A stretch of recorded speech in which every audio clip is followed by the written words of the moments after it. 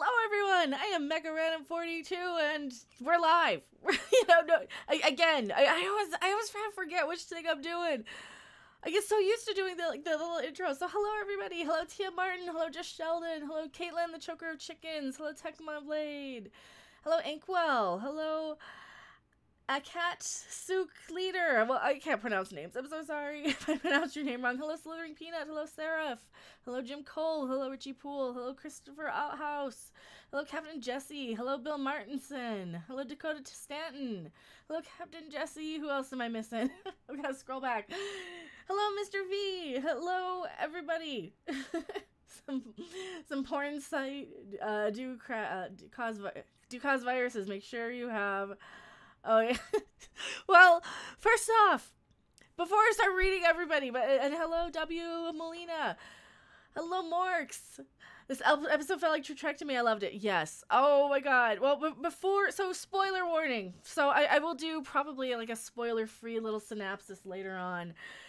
And kind of clip that down maybe to a 15-minute video or something. But, we're just going to chat about what we thought. There will be spoilers.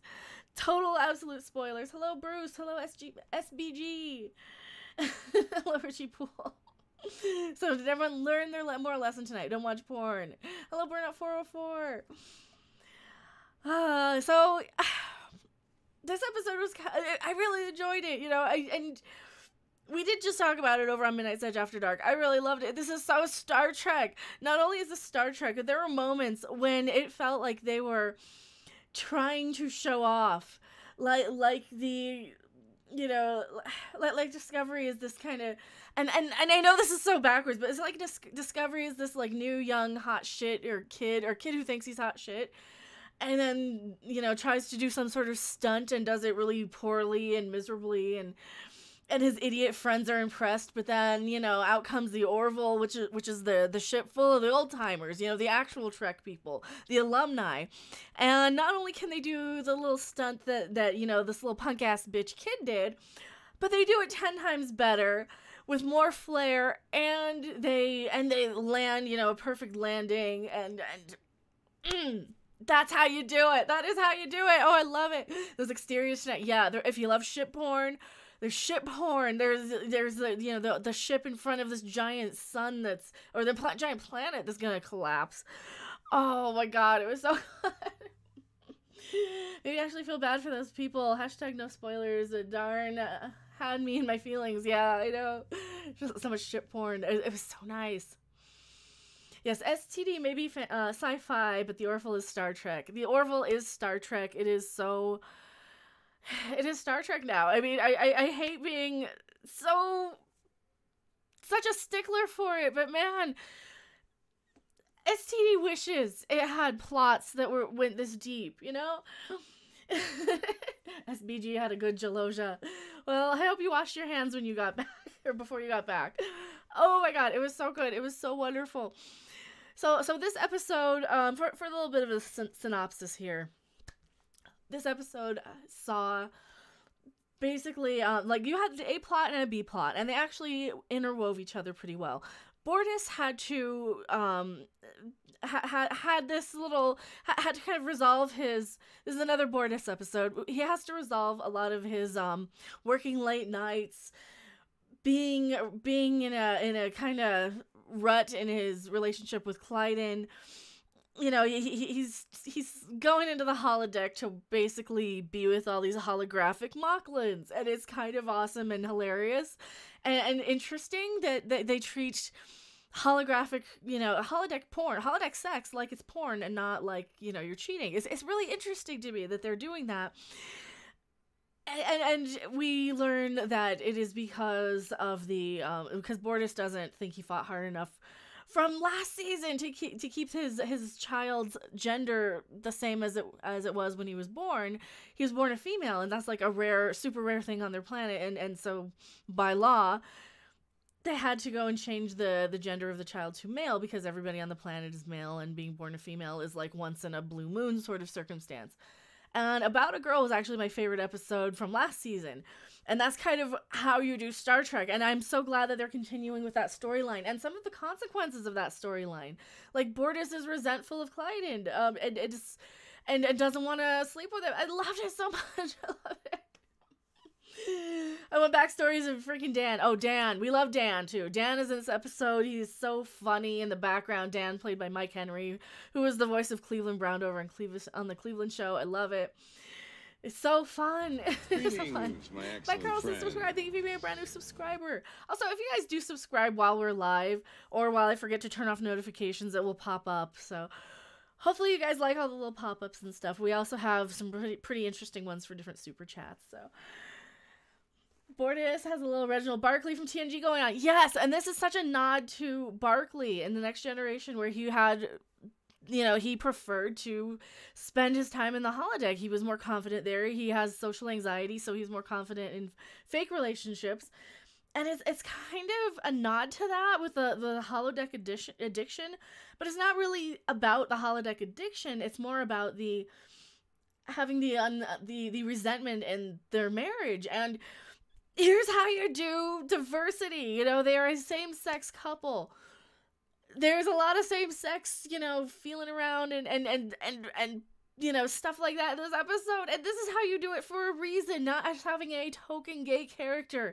Because here's the thing, the character isn't exactly gay, or is he? I mean, he's in a same-sex relationship, but everybody on their planet is that gender.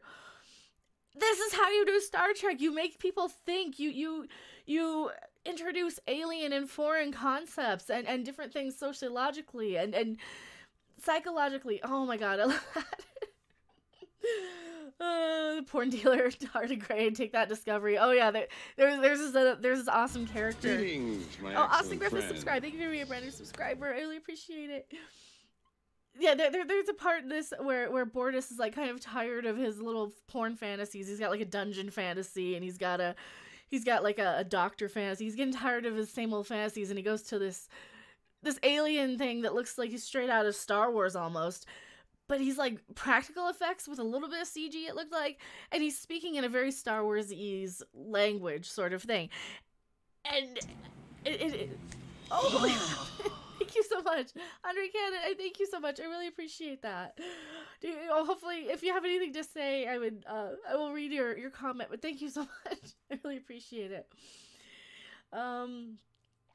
So the holodeck was Bortus's escape mechanism. Yes, he wasn't about being addicted to the holodeck. It was basically like having this, you know, porn stash or going to visit Pornhub or something.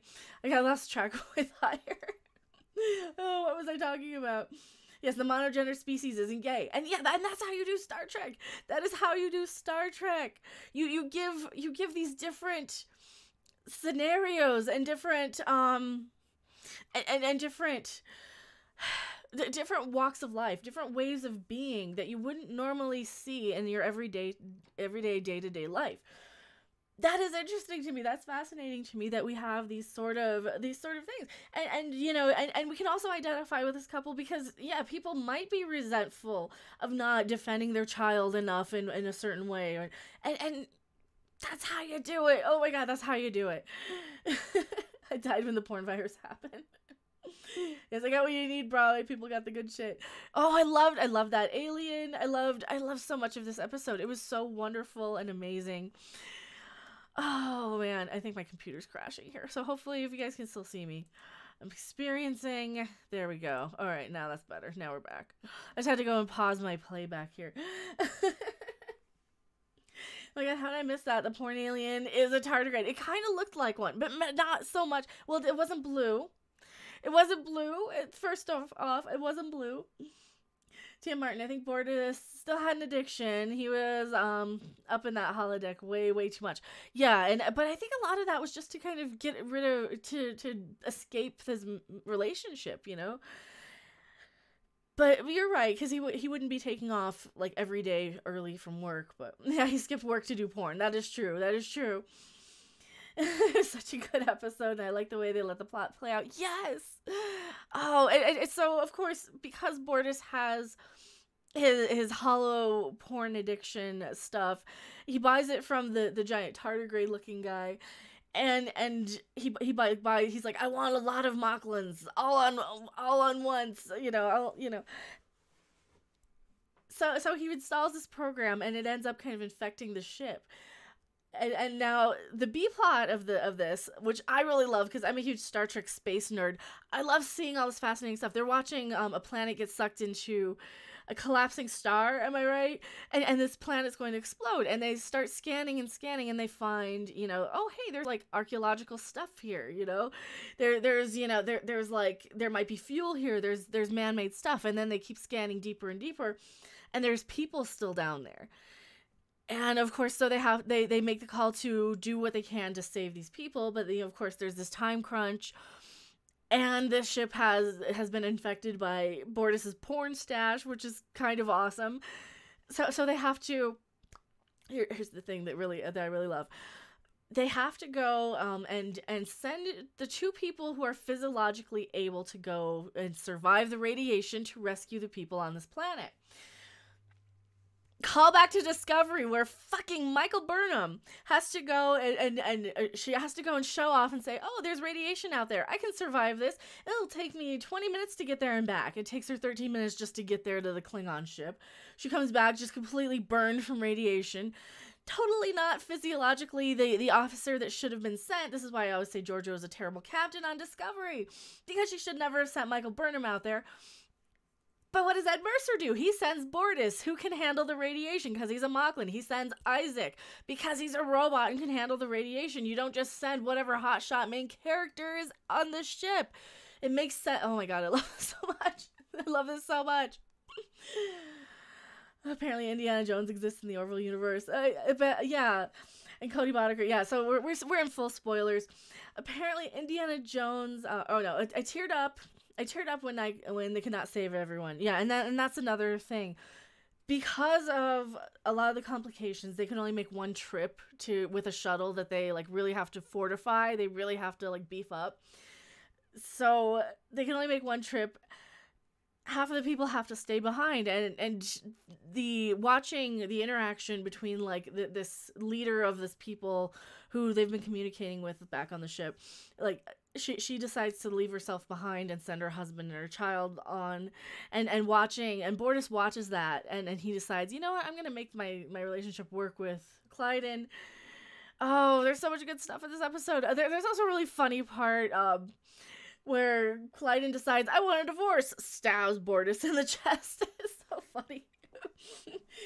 Oh, it's so funny. And of course, they set you up to think, oh, it's like a dream. That didn't happen. Oh, but maybe it probably did, because then they go to commercial break, and then they cut back, and it's Bortus getting operated on, and they save him, of course.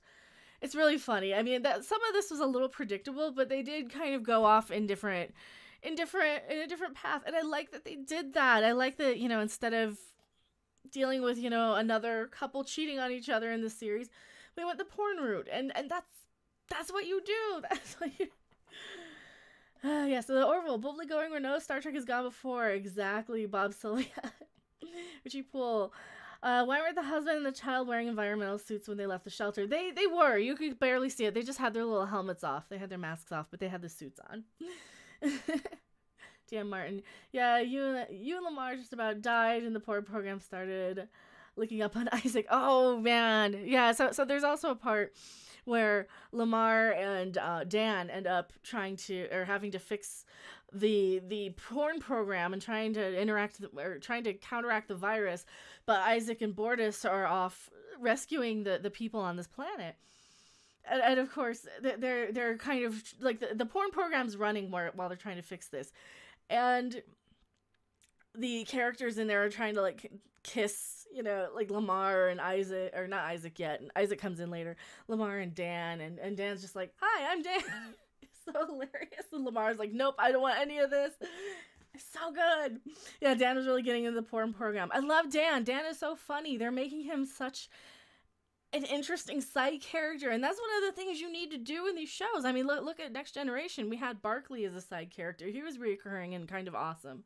You have reoccurring side characters that aren't your main ensemble cast, but you also have an ensemble freaking cast. That's how you do Star Trek. Love Dan, yeah. He's so fun. Dan is great. Cody Boddicker. The Orville, the cure to STD. It is.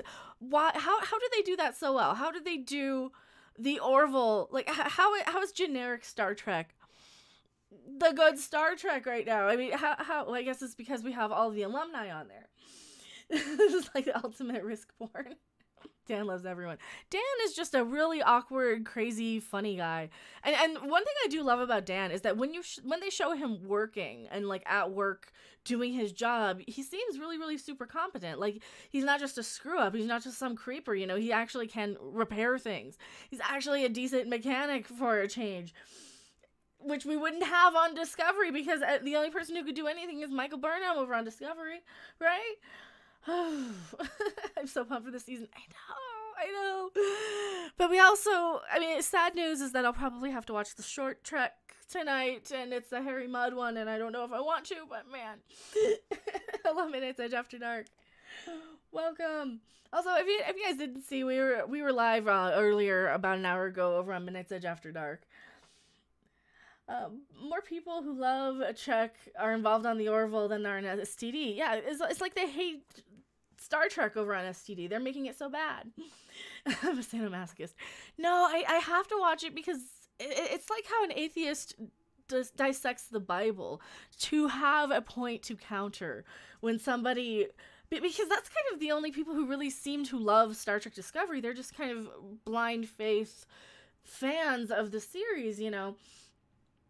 They just love it because it's Star Trek and they're supposed to, and that's, they can't give any good reasons, you know. They just say, well, if we don't have it, then we won't have it. If we don't love Discovery, we won't have Star Trek. That's not true. We have the Orville. I just watched it. It's kind of awesome. So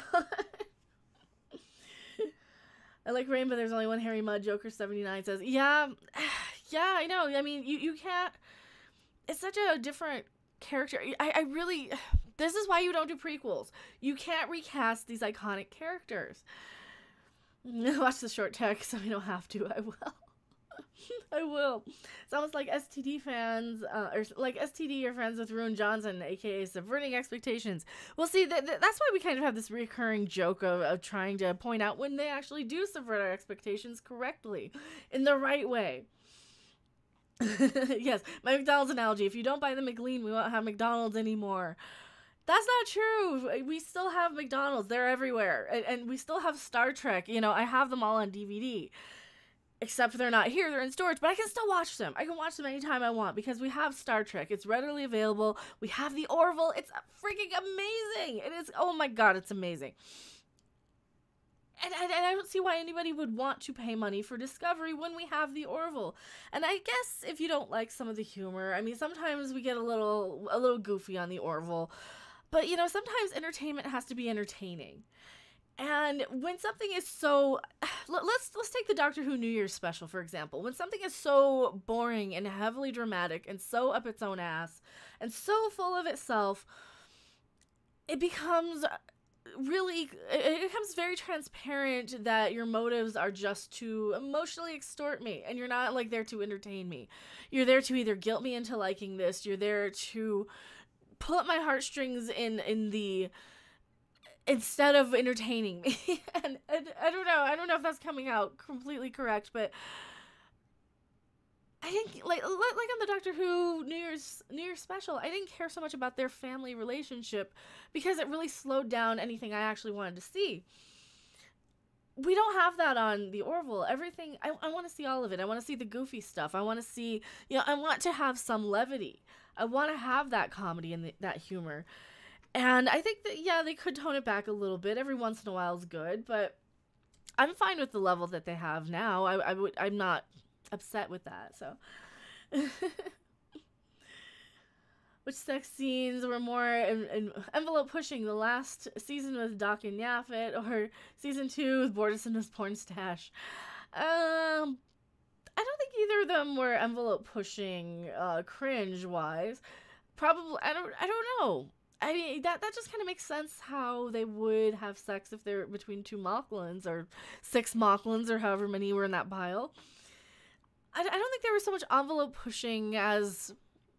That's kind of what I would expect to see. Yaphet with Claire, I think, was probably more unexpected because that's totally not the type of thing she would do. So maybe that's it. You can care about being a PC or SJW, or you can care about a story. Well, I think with Discovery versus the Orville, I think with the Orville, what they did was they said, okay, well, we have to, we're in this day and age where we have to include diversity and all these things. How can we do that in the most Star Trek way possible? How can we do that with making, actual Star Trek characters? So we have Bortus and his planet are all male. So that's how you kind of do same-sex relationships the Star Trek way without being so parallel to today's politics and today's trends and today's, sociological patterns. That is one thing I really love about the Orville, is because they don't need to just rely on saying, okay, let's just, gay is popular, let's put a couple of gays on the show. Or, black female leads are popular, let's do that. No, you don't do that. The Abbott Doc sex scene was shocking. They were kind of shocking, yeah. What is this couples counseling? I reprised the TV. Hell, Bob Sylvia Jr. says. Oh, that was funny too. Yeah, and there's another part of this episode where they go through couples counseling, because that's what you do after you stab your partner in the chest. Like that is so. That is a great way to play the comedy, to play it for laughs by putting aliens in very human situations. And I like that. I like that it kind of reminds us, okay, they're alien. They're not going to understand our customs. We're going to think it's very weird for them to stab each other in the chest, and they're going to think we're really weird for saying, I, Bortus, do find you, Clyden, still sexually attractive to me, Bortus. And then all the I statements, because Claire actually gives them some couples counseling, and she's like, be sure to look each other in the eye, use a lot of I statements, and say your names as much as possible. Oh, it's so funny. It's so funny. Yes, agreed. Seth does it within the story. Cody Boddicker says, this episode was absolutely refreshing. It was. This is what you do with Star Trek. It's all about balance. You can talk about these kinds of issues in a respectful manner, or you can take the ham-fisted approach and cram it down our throats. I know, and anytime you hear something that's so heavy-handed, it is so eye-roll worthy. Like Discovery, I roll my eyes a lot. It's so badly done. It's so heavy-handed. And even episodes with Doctor Who, they're so heavy-handed. I don't want you just to tell me that this character is gay and then kill them, I don't want to have your little fake forced diversity shit. It doesn't help the story. It is so clear that it is just tokenism. Same thing with women. I don't need just a token female. I don't need the females to be perfect in these shows just because they're girls. That's not realistic to me. That's not interesting to me. Orville, let me know about the ship. It's a military thing. You need to know your ship vessel. They do tell you a little bit about the ship. They do say that we have some really good like ship porn shots where really good flybys. I love that show so much. Looks like Rob Riggle joins the cast next week. Kind of an elephant face guy. Oh, I like that one. Oh, or is it Patrick Warburton with the elephant trunk? I like that guy. I like that elephant trunk guy. Well, we also have Will Sasso as one of the kind of elephant guys. No, those, oh man, they have some really good guest stars. I kind of hope we keep seeing Jason Alexander, because we saw him last week as the bartender, if you guys remember that. It's so cool. Like, you hear Duckman coming out of your TV. I'm like, it's Duckman as the bartender. Isn't have a real model for the Orville, not just CGI. Anytime you have like real practical effects, it's going to look that much better. And there's this one shot in this I was just so floored by, and I mentioned it on Midnight's Edge, and I probably mentioned it here already as well. There's a shot where Bortus and Isaac are landing on this planet that's about to be destroyed. Also, thank you for being a subscriber, Angela Lee. I really appreciate it. They're landing on this planet that's about to be destroyed, and you get like the low angle camera shot where you're looking up at them. You see them in their space suits looking like Discovery. Oh my god, that's how you do it. I mean, there's not any lens flare getting in the way. There's not a bunch of crap all over your screen. It's just a nice, solid, well lit. It's still dark, but it's well lit. You can see everything that's on screen. That's the difference between Discovery and the Orville. I mean, it's modern and it looks clean and it looks expensive.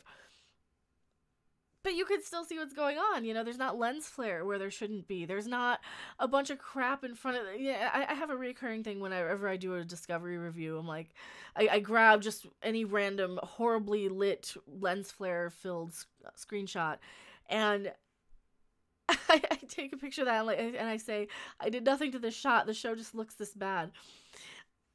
And it does. Discovery does look terrible. And the Orville just totally mic dropped and said, this is how you do that type of shot. Hold your camera still. You focus on the thing you want to focus on. You can still do the low, dark, the low angle, dark, kind of gritty shot. You can make it look dramatic. You can have stuff exploding. And that's the thing. They had this whole planet exploding. And you don't have to, and you can have it on screen. You can actually see it. You have no idea how wonderful it is to actually be able to see the thing on screen that I'm supposed to be looking at. Oh, hello, Seth Kryptonian. Nice meeting you on Geeks and Gamers the other day. Well, thank you. Thank you for hanging out on there. And hopefully, if you guys didn't see that, I popped into the Geeks and Gamers 100,000 subscriber live stream the other day. Also, go subscribe to Sith Kryptonian.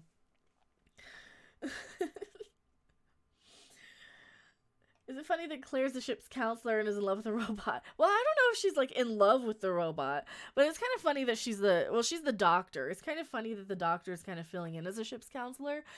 It could have been an opportunity to kind of add a reoccurring character, maybe. I don't know. I think it would have been nice.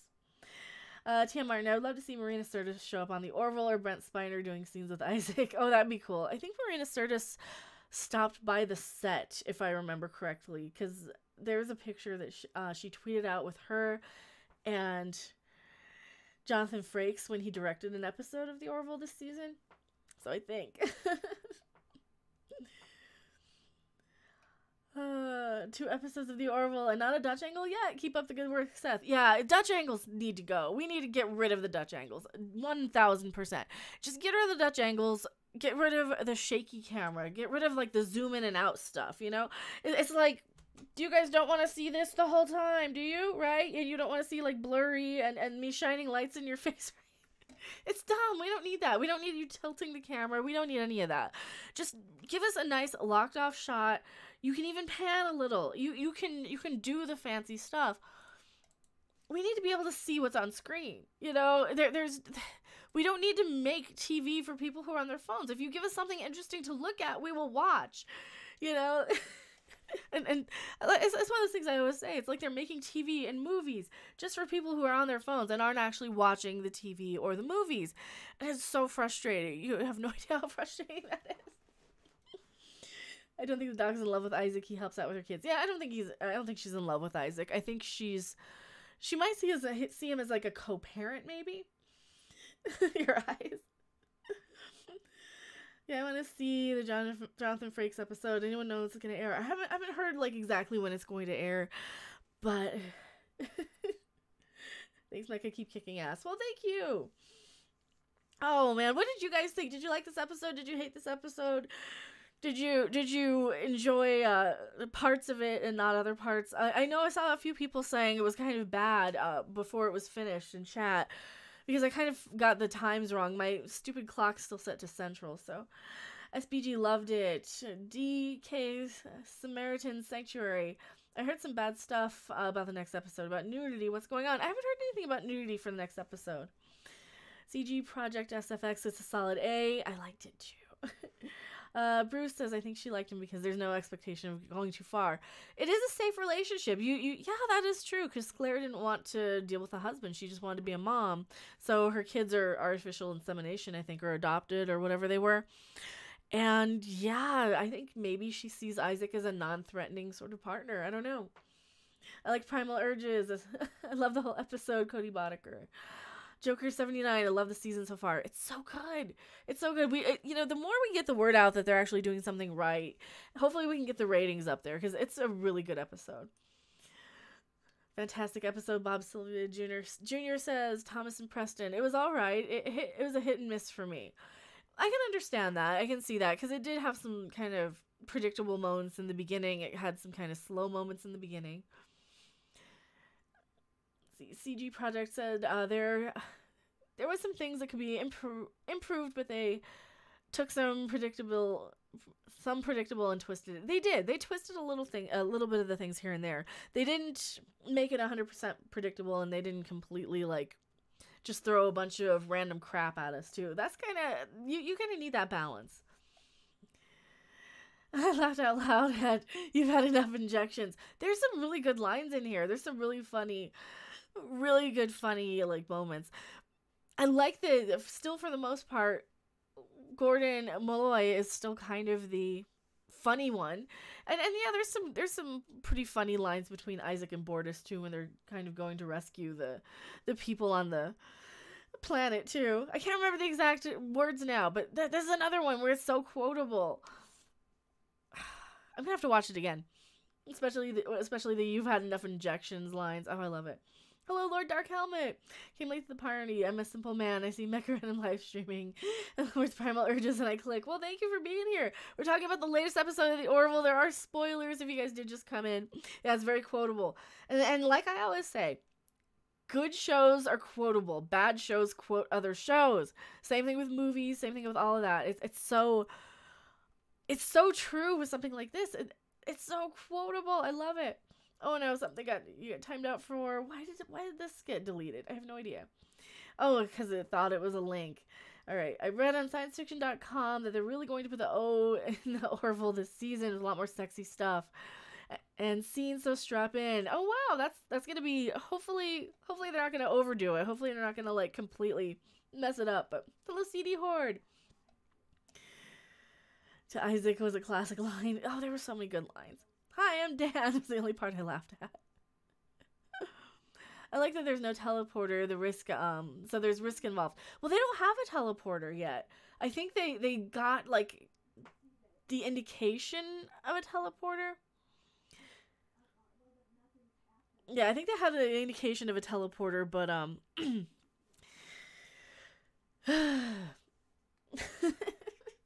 Dan wins again. I love Dan.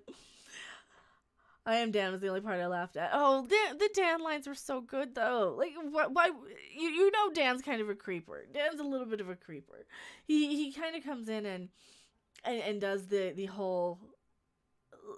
He kind of comes across as like just a little too pervy and stuff. Right? Isaac is a speak and spell. Oh yeah, Isaac is basically just a glorified speak and spell. I love how like God, what was the predecessor to that? Why were they so pissy with Isaac? It seems like Isaac was kind of insulting. Oh, it was something where Isaac was where Captain Mercer was like, okay, I won't bore you with any more of these mundane whatevers, and Isaac's like, I'd appreciate it, or something. Damn, it was all about the pleasure code. Oh, Cove, yeah. He has the same birthday as Seth. That's okay. So is it in real life as well? Is Mike Henry and Seth MacFarlane like they have the same birthday, or is it just Isaac and Captain Mercer? The season finale with those aliens with the time displaced world developed teleporters, but none of the other races we've seen have them. That's true. Okay, that's true. And they didn't bring them back. Well, I think Isaac just didn't want to bring in technology from the time displacement sort of place. Greetings, my excellent friend. Subscribe. Thank you for being a random subscriber. I'm extremely busy. Burnout 404.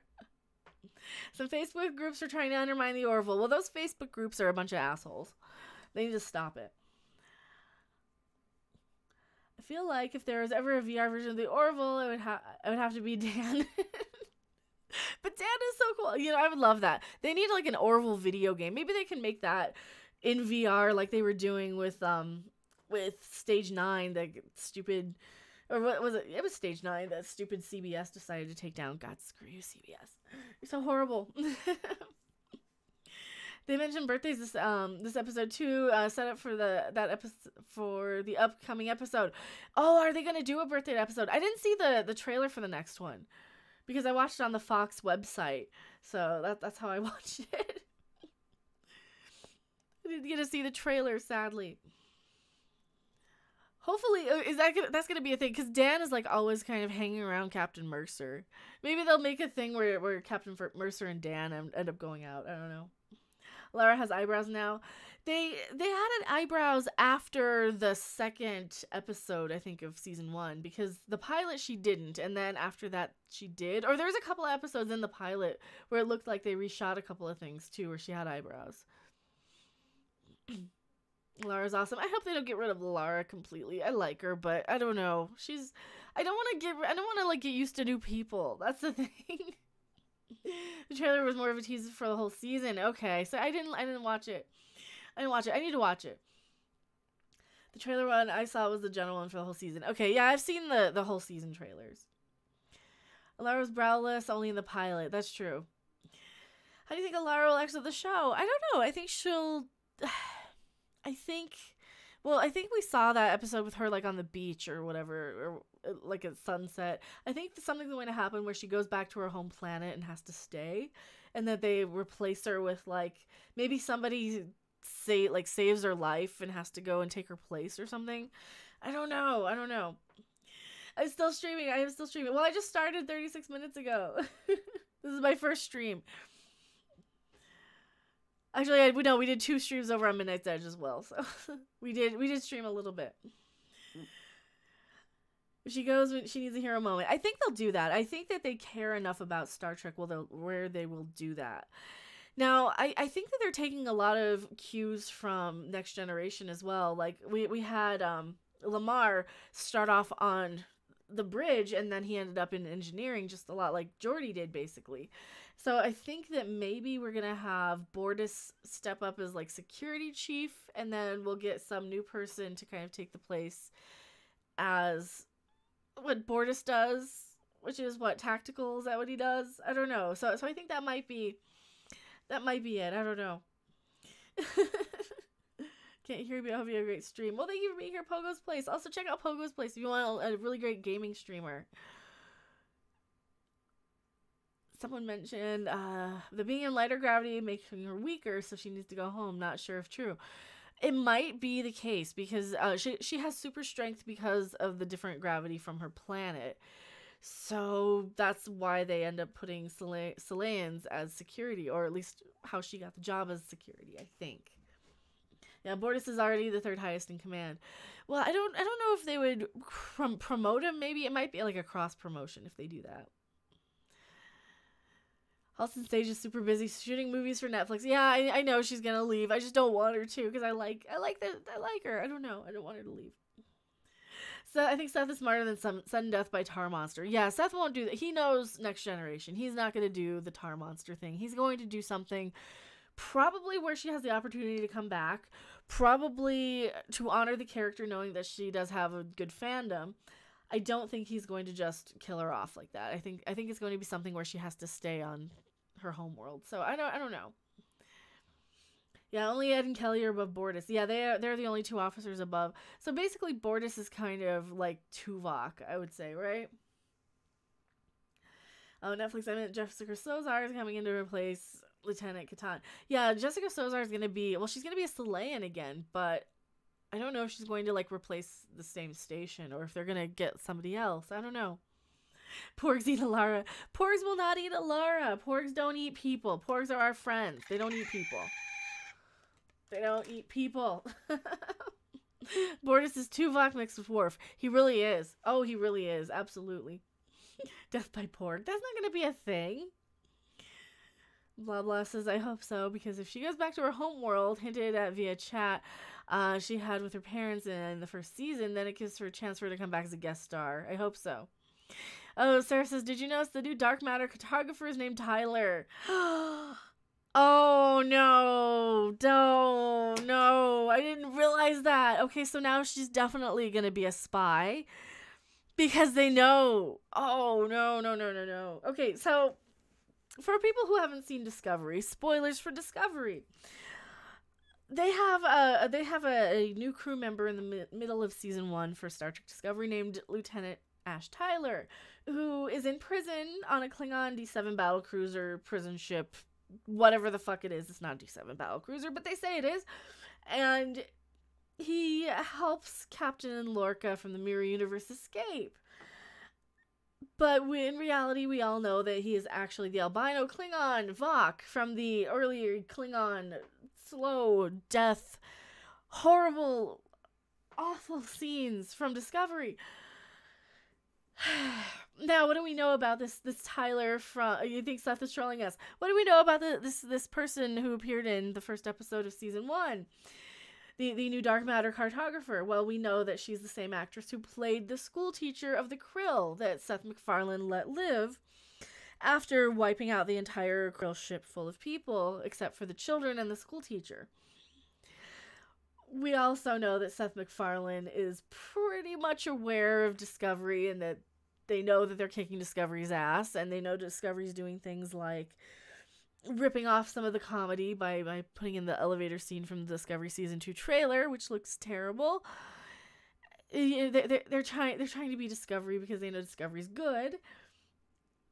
And I think so Seth has probably put that character in there to see if we'd figure it out. To see, maybe he's gonna subvert our expectations. I don't know.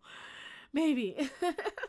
L'Oreal's getting a makeover on STD. Yeah, I've talked about that a little bit. She has hair now and boobs sometimes when they're necessary. You can't spoil piss. Seth is trolling CBS. Maybe. Oh Lord, I love that so much. Seth is doing so much better. It's such a good show. Like everybody I talk to whose opinion I actually respect about Star Trek is in love with the Orville. We always say the same thing. This is Star Trek now. When her boob's not necessary. Well, sometimes she has them and sometimes she doesn't. I don't know. It just depends on when the makeup department decides to add them onto her. Yes, we've already seen her breasts, much to our horror. Did somebody say we've already seen her Klingon breasts? Oh no, did I move the picture? I might have moved the picture on my soundboard. Well, I have Happy New Year still. Oh no, I might have moved the picture.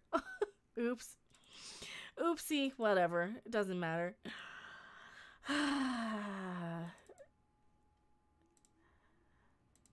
Oh yeah, because my video capture is so much higher than it should be. That's why.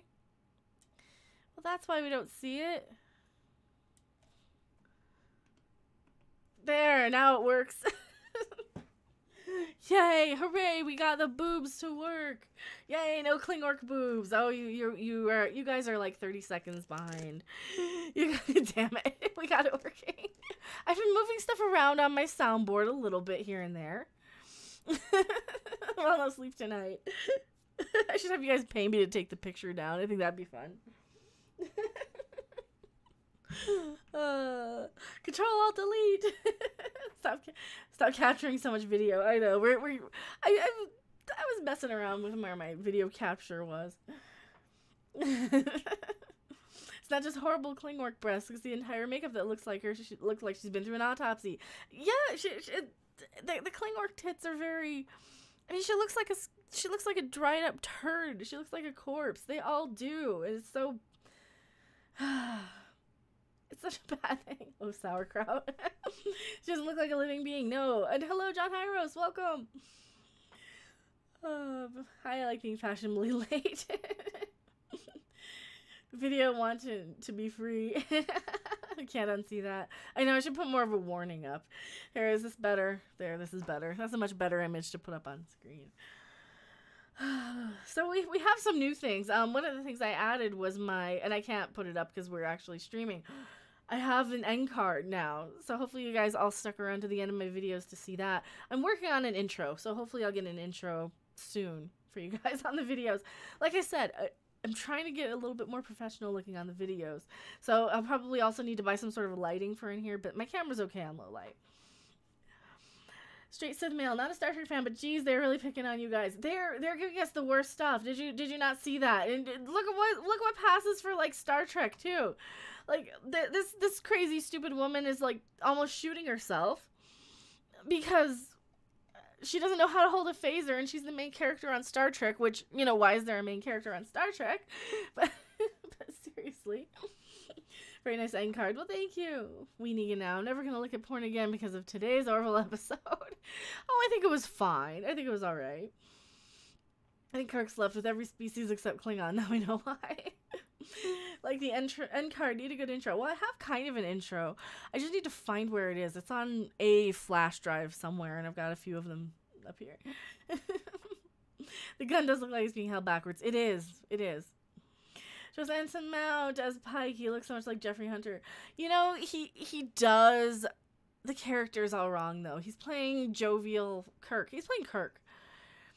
He's playing Kirk, and I don't like that. And so tonight, probably, I'm going to make. I don't know if I'm going to review or I'm going to make a video. They're bringing in like religion and all kinds of stupid crap into Star Trek where it really doesn't belong. And it's like it's like they're doubling and tripling down on how bad Star Trek. Or how bad they don't understand Star Trek and how bad they can make it. It's for people whose job it is to make Star Trek, they don't know how to do it. They don't know what they're doing over there on Discovery. And this is why we all love the Orville so much, because it is Star Trek to us, to me, to everyone.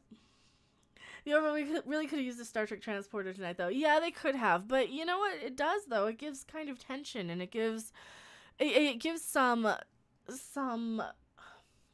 actual threat to the episode. It gives some actual consequences. You know, they can't just go in and do everything 100% perfect. It's not like Discovery, where they can just site-to-site transport everybody from everywhere to anywhere in the galaxy, you know? They don't need a transporter pad in Discovery because they just site transport so damn many times. They don't need to be in orbit of a planet because they can just transport somebody halfway across the freaking galaxy. It gets me so mad sometimes, and I don't know how to explain it. It's like, no, you can't do that. You have to have some sort of rules inside your TV series universe and stick to them so the audience knows what to expect, knows what you can, what you can't do. And then by saying, oh, it's science fiction, we can do it whatever we want. No, you can't. No, you can't. You really can't. Yeah, and there's plenty of problems with transporters as well. Absolutely. Absolutely. And I like that we don't have like the quick, easy fix for everything. Interdimensional transporting. Thanks, JJ. Fucking JJ. Ugh, that is so stupid. And the JJ movies are terrible. Not enough pilots. Honest, Pike being religious doesn't bother me that much. I'm more bothered by him being, well, you said Kirk. What, Pike was more of a serious person. Yeah. And Seraph says it's not that they're bringing in religions. They're going to try to have a religious theme to the season. Because the Klingon War worked so well last time. And it was so something we actually wanted. What makes them think that we want religion in the next season of Discovery? What makes them think we want to see any of that? Because, like, from what I've heard, they had to reshoot a lot of Pike's overly religious scenes because he wasn't supposed to be that. He wasn't supposed to stop and pray every 2 minutes or whatever he was doing. Honestly, the NPC SJW seriously needed to leave our genres alone. They do. They do. Yeah, they only had time to modify one shuttle. And that's another thing. They only had time to modify one shuttle. Absolutely. And that's how you got Peril. Is because, you know, they have to not only they have to get the shuttle down there and back, they also have to like reinforce it. They have to modify it. They have to turn it into, you know, well, get like convert the life the life support into like shielding, and so they can actually survive the radiation. Sarah says, I want a Klingon War. I just wanted the Axonar version of it. We all did. We all did. Morality says, Anson Mount was a perfect casting decision, given the parallels between Bohannon and Pike. They just made him more happy-go-lucky than Pike. Yeah. Yeah, they shouldn't have done it, and they shouldn't have done it. And that's what I said when I first learned that it was Anson Mount as Pike, was that, okay, I like the character, or I like the actor. I don't know if I like what they're, like, the writing of this character. That's something who's streaming after the Orville is. I'm surprised not everybody's streaming after the Orville. Wasn't Anti-Trekker live? Wasn't I'm sure everybody's probably streaming.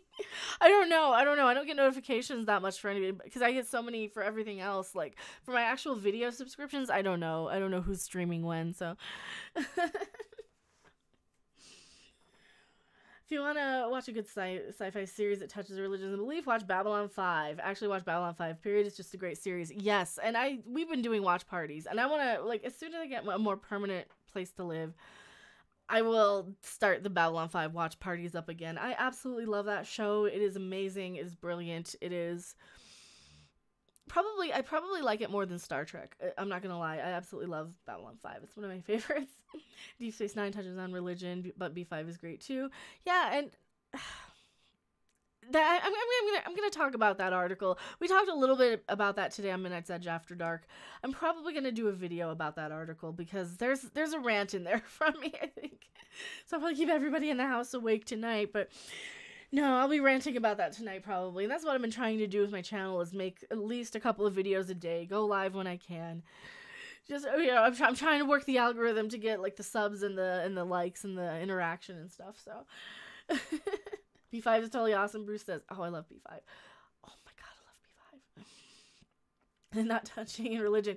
And that's the thing. You can do religion and you can do social issues in ways that don't touch on modern times. You can twist them. You can flip it and show it from the other side. You can do all these things.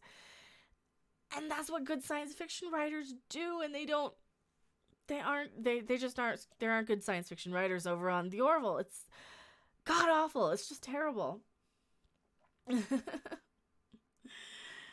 Oh, man. Last time I was here, I embarrassed myself, said things like, "I do like you, sorry if I made you feel like," oh no, don't worry about it. Don't worry about it. Just be here and chat. Don't worry about anything. The Orville is more like Trek. The Orville is a lot more like Trek. Oh my god, I love the Orville. I'm not watching Star Trek Discovery until the season of the Orville is over. That's probably a good thing. I mean, there's no reason to watch Discovery. Just watch somebody break it down, somebody review it. I mean, I cut a lot out when I review Discovery because, frankly, nothing happens in there that's that important. Or sometimes I will go into way too much depth, and I will pick apart absolutely everything depending. I stopped halfway through season 1 when I was reviewing it, and I don't know if I want to cover anymore. I think just diving into season 2, maybe I'll do some sort of a recap video of like the few episodes I didn't actually do the full-on review scripted breakdowns for, but man, it's not a good show. It's something that you don't even want to talk about. You just want to put out of your brain. Oh no, Orville drink book. Oh yeah, they had a really cool Chilean something or other, Chilean whiskey or something that looked awesome.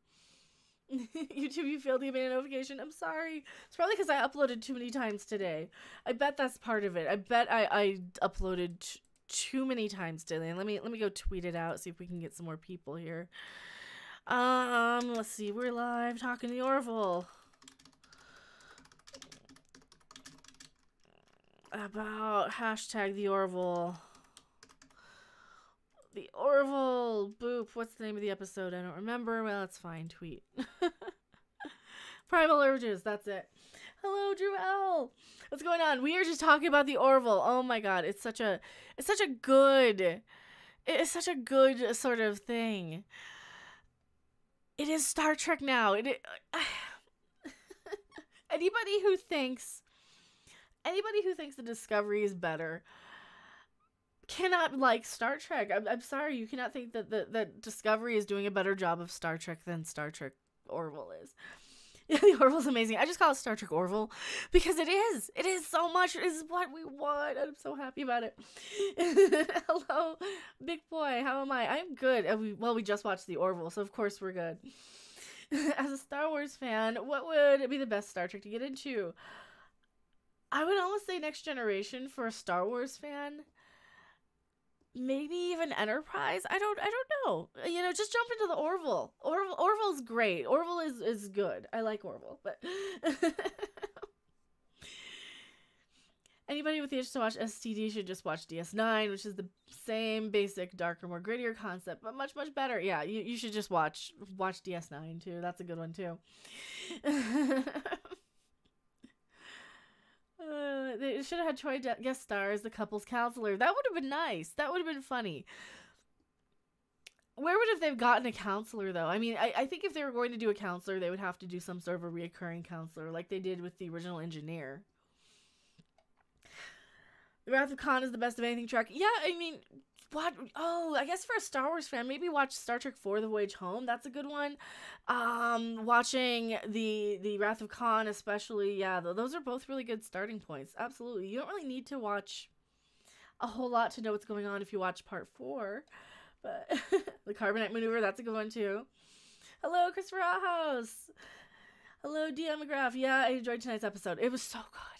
God, it was so good. It was a continuation of About a Girl. It had a whole lot of stuff that they set up in About a Girl from last season, and they brought it back into this. So yeah, Balance of Terror is another good Star Trek episode. Oh man, interactive porn, yuck.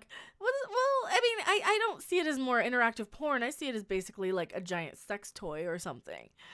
You know, that's kind of what it felt like. At least that's what it seemed like, that instead of being porn, it was just like a sex toy. You know?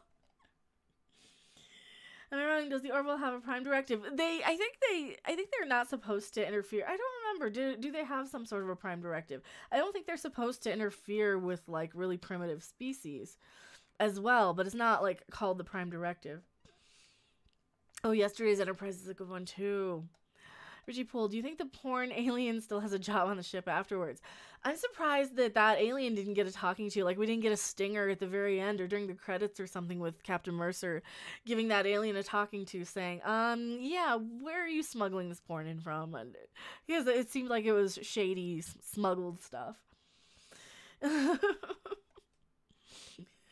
JMS has some perspective. Oh, I love JMS stuff. I love Babylon 5. I'm a huge Babylon 5 fan. They have something like it, but it's less restrictive, it seems. Well, yeah, I mean, and they contacted that race of people that probably should not have been rescued from space. Like, they didn't have any space travel of their own. They probably didn't know what space travel was. They probably had never seen an alien before, so I think that they probably broke a little bit of the prime directive, or maybe they just have something where we can't, like, I mean, well, they do because of Kelly, you know, remember the episode with Kelly where they were worshiping her as a god, where we really shouldn't interfere with an alien species, so they do have something like that.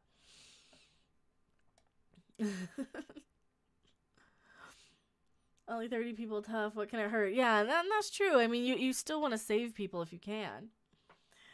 Is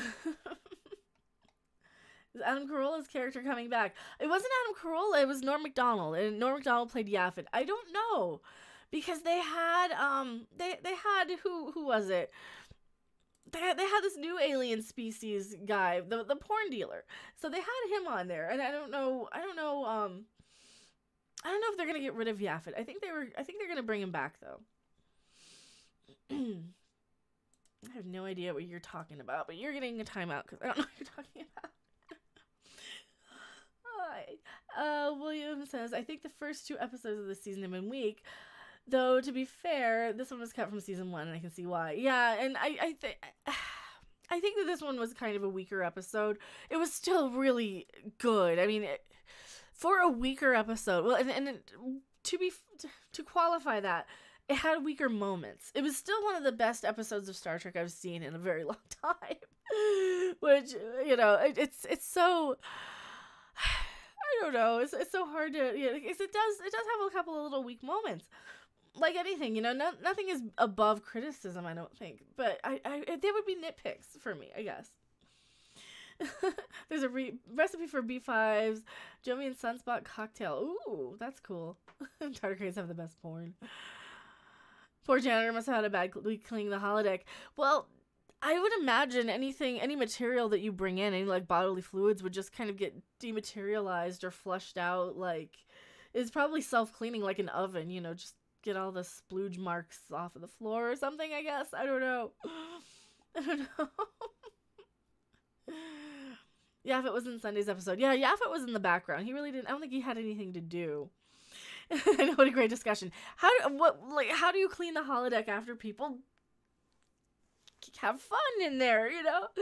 Well, because you see, sometimes you'll see people like in Next Generation getting off the holodeck in bathing suits and dripping water behind them, and they shouldn't really be able to do that because the water wasn't actually there unless they transported the water in there so they would feel wet. I don't know. It's one of those weird things that like I never really understood, but Star Wars is better than Star Trek? I don't know. I don't think so. No, I prefer Star Trek. I'm much more of a Trekker than Star Wars, but I like them both. I do like them both. He's an engineering operating console. Yeah, that's true.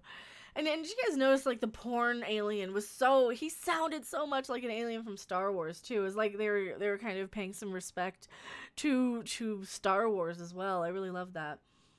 Morality124 says, there's that episode with Famke Jameson where Riker is turned on so much he has to go to Holodeck 3. Does it? Oh, really? I don't remember that one. Which episode was that? He's turned on so much he has to go to Holodeck 3. Oh, I look carefully, one of my favorite characters. There's so many good characters, though. Mage Girl, if I gave Season 2, Episode 1 a 6 out of 10, tonight's episode gets a 7 out of 5. 7.5. Hail Satan! Hail Satan! Hail Satan! Hail Satan! Thank you so much, Christopher Outhouse. Thank you so much. I feel that the humor was better integrated into the plot this time. Like, all the crazy things with the ship foretelling the future possible doom. Yeah. Oh, yeah. They did tone it down a lot.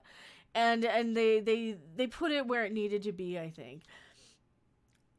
I am okay with not having that much humor in these episodes, but at the same time, I don't think they need to go anywhere. I'm fine with it either way, because the writing, like the Trek writing, is so on point. It is so solid. It is so good that the humor doesn't detract from it, and it's fine for my taste. Like, my personal taste is really liking a lot of this sort of humor. You didn't know this is a satanic live stream. Oh, I don't have my ghost shirt anywhere. Or my ghost jacket with a giant upside down cross. I'm like the only person in the state who has one. Apparently they haven't played out here. That just reminded me of Christmas critters. Oh yeah, we have like some Christmassy stuff still we could do. Why, Nightbot? Why did you type that out? The one with Dax-looking alien who's a prearranged bride. Oh, okay. The Dax-looking alien who's the prearranged bride. Oh, okay. Yeah, I kind of remember that one. And Nightbot, why are you... Maybe if Seraph is around, he can tweak Nightbot a little bit.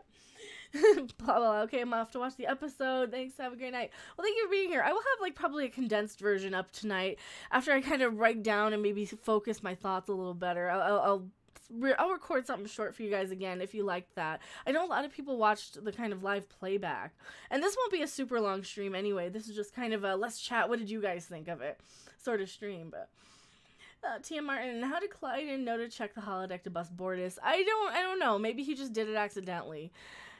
That was a bit of a plot hole. And also, Christopher Alhouse, thank you again. So $5. Thank you so much. It wouldn't be Seth MacFarlane without the humor, but it works much better in this episode, definitely.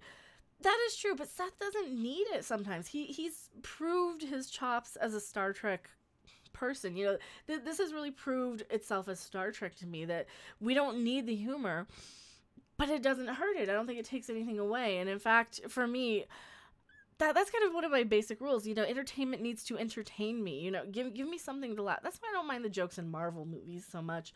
You need to give me something that's not so heavy-handed, not so serious, not so eye-roll worthy. And I get those sometimes with, like, with shows and movies where, okay, this episode's up its own ass, this episode's just dull and boring, and we get a lot of that with Doctor Who. I get a lot of that with some movies that I see where they're just so heavy-handed and serious. Star Trek Discovery definitely has that really heavy-handed sort of up its own ass feel to it, and it's not entertaining. And at the end of the day, make entertainment entertaining again.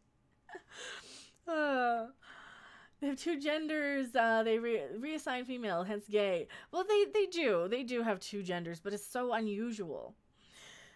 Profanity, manatee, you're so cool. Thank you. You're cool. You're cool for being here. I just did some research. I can see why people would feel uncomfortable about the episode dealing with porn addiction. Oh yeah, I can totally see why people would be uncomfortable with it. It's such a good episode though. It's such a good way to deal with having a same-sex couple, having relationship issues, having them there for more than just token diversity is another thing that I really, really love about the Orville. You don't just have a stupid token diverse gay couple. You know? Star Trek Discovery boldly going where they had too much sense to go before. I know. It's a way to deal with gay issues while avoiding contemporary politics. Yes. Porn addiction is BS, by the way. I thought it played very well. And the female births are a lot more common than they let on. I think they are, because if you look at it, Clyden was born female, and if they say, oh, it only happens once every 50 generations or whatever, or every 500 years or whatever they said it was.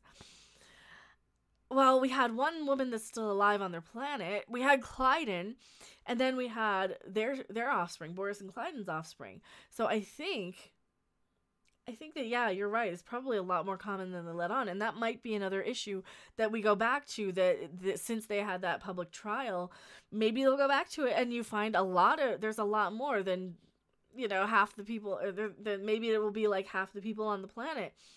Kind of like, if you haven't seen DS9, then spoiler, but kind of like how they made the joined Trill candidates go through all these rigorous training programs and things.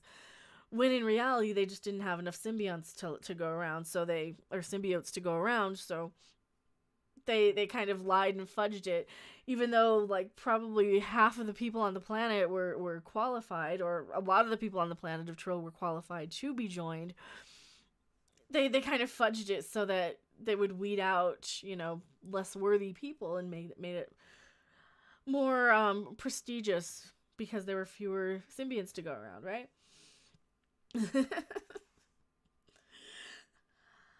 Well, you're watching this on the shitter. Do I need to give you a good laugh so you can squeeze it out? Maybe, I don't know.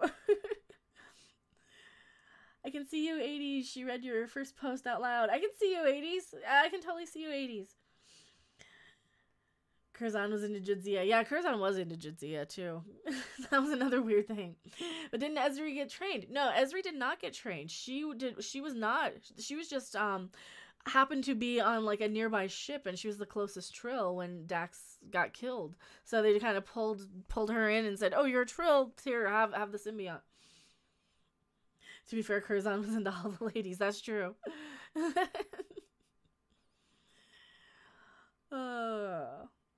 Jalosia. Did you please, hopefully you washed your hands if you went and Jalosia'd. No, Nightbot didn't pull a ninja on you. Remember Front to Back Man. Which one was Front to Back Man? I don't remember Front to Back Man. Did you guys all watch the episode? Did you like it? For most of you say you did. Hopefully you guys liked it. Watch the Orville. You can watch it just for free on Fox.com. If you have just the old antennas stuff, those digital antennas, you can watch it for free there. It's Fox. You don't have to pay CBS a tax to watch Star Trek, Nightbot can be relentless. Well, Nightbot, I've got it programmed a little too stiff, and I need to fix that. See, I like that there's continuity. Still seeing that the after effects from the trial and gender assignment episode, it wasn't a one-off episode. Smart writing makes me feel badly about Doctor Who. Yes, exactly. You have some continuity. You have some callbacks. You have some choices that have consequences later on down the road. You need to treat your characters like they're people, not like they're just a placeholder, not like they're just a prop, not like they're just something to bounce off to move the story along to get where you're trying to go with the story. To be invested in these characters' lives, you have to kind of convince yourself that they're people, and you care about Bortus and Clyden's relationship. You care about poor little Clyden being home alone. Also, Paul Short, thank you for being a brand new subscriber. I really appreciate it. In Canada, it's on City TV. Yes, everyone needs to see the show. Yeah, it's on Hulu. I actually still have Hulu and Netflix. Mega, will you live stream with Doomcock anytime soon? If he wants to, absolutely. He knows that he can message me anytime, and I will absolutely love to live stream with Doomcock. I've barely seen him. He's been busy with the holidays and stuff, probably. I don't know. He released a new video today, I think. So I'm gonna have to watch that. Absolutely, I would love to. There's so many ads on City TV. Yeah, I'd love to. Anytime anyone wants to live stream with me, just pop me a message. Sometimes I don't see them though. I've been finally getting through some of my Twitter messages. Oh, yes, we did just say that. We said the D word. We did. I do have like a whole playlist. God, we had him playing Jackbox one time. Like I have a whole playlist of times when we've done crossovers. Leslie Schaefer, I liked the episode. It was good. If anyone still craves some good sci-fi, I suggest watching Farscape. Or Stargate SG-1 is really amazing. Stargate Atlantis. I'm a huge B5 fan. I love Babylon 5 to death. Bortus and Clyde need a vacation on Risa. Isaac can take care of Topa. That would be good. That would be a great idea because Isaac is pretty parental a lot of times. The stream's not being friendly at all tonight to me. I'm so sorry. I'm sorry.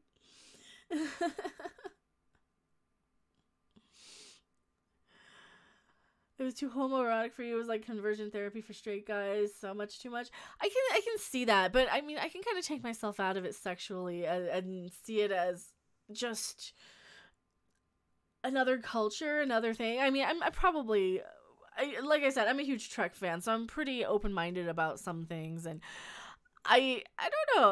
I think it was pretty fun. YouTube is buffering a lot today. Yeah, I know. And also, subscribe to Midnight's Edge After Dark. If YouTube's buffering a whole lot, I'll probably wrap pretty soon here, but... Farscape reboot, please. Do you want a reboot? Do you really want a reboot? Or is Farscape good as it is? Does it just need, like, a continuation movie? I only made it through about 3 episodes. I might have to go back and... Oh, thank you so much, Jared White. Oh, I really appreciate it. Thank you so much. I like how it took the piss out of the tardigrade from STD. Yes, did you see that? So I kind of missed that at first. I just thought of it as like just this giant kind of monster character. No, that was a tardigrade. That porn dealer was kind of a giant tardigrade. It was kind of awesome. So that long promised return to B5. I love B5. I really want to. I mean, keep up doing some streams like this with the big super chats, and I'll be in an apartment in no time. But that is kind of the plan, is to probably get an apartment now. There's no way I'm going to be saving it up for, like, a down payment or anything like that, but... The freaky alien who was a porn dealer is the best part of the episode. There were so many good parts of the episode. It looked a bit different from the tardigrade. It did. It didn't look like the blue tardigrade. It just kind of was like a giant squishy alien thing, and it had the little weird tongue tentacle thing. No, I don't think it looked so much like a tardigrade. It looked a bit like a tardigrade. John Hyros, I think I watched the first disc of Farscape. I got through about 3 episodes. I couldn't. Nancy Mathis, can I possibly see you at Gen Con, Star Trek, Seth MacFarlane Con, or Star Wars? Well, I would love to go to Star Wars Celebration. I moved farther away from Chicago than I was last year, so I don't know if I'll be able to get to Star Wars Celebration. Gen Con, maybe that might be a thing sometime. I might, the biggest possibility though, there's a convention I think in spring where I'm probably going to do something with the guys from Trek Yards. We'll probably do some sort of crossover meetup in person thing, so that's going to be kind of cool. But yeah, that's the closest thing to the convention ones I'm going to be seeing. Seth MacFarlane Con I would love to go to, but you know, I've kind of been in love with him for 20 years, so. May I give you a virtual hug? Of course. Always. Wouldn't be surprised to see some jazz at STD in the Orville as time goes on. We already had some. We had a couple. We had a couple of good ones. Just the way the shots looked. It looked so Discovery, only done right towards the end with like all the brown rocks collapsing and all the planets and stuff. It was kind of awesome. So, will CBS sue Fox for stealing tardigrades? I don't think so. Excellent! Oh, thank you so much again, Jared White, for $10. I really appreciate it, you guys. You guys are so... I didn't say that to, like... No, but thank you. You guys are so sweet and amazing. And, I I love that I get to talk to awesome people about good Star Trek. And a lot of the time I'm just railing on Discovery. And believe me, I would probably be railing on Discovery. You know, it would be easier if it had like a time it aired, you know, and I didn't have to like, I don't know. But with Discovery, I like my insults to be well crafted. I like to think over it for a couple of days. I like to really take time and work on my script. So I don't know if I want to go live directly after Discovery. That's why with this latest short trek, I'm going to script it. It's going to be, it might take a couple of days, but I'm going to script it out. I'm not just going to do this. Because, like, when I have nice things to say about something, I can ramble, I can talk to you guys about it, I can gloat, I can praise something. With something like Discovery, I want to well craft my jab, so...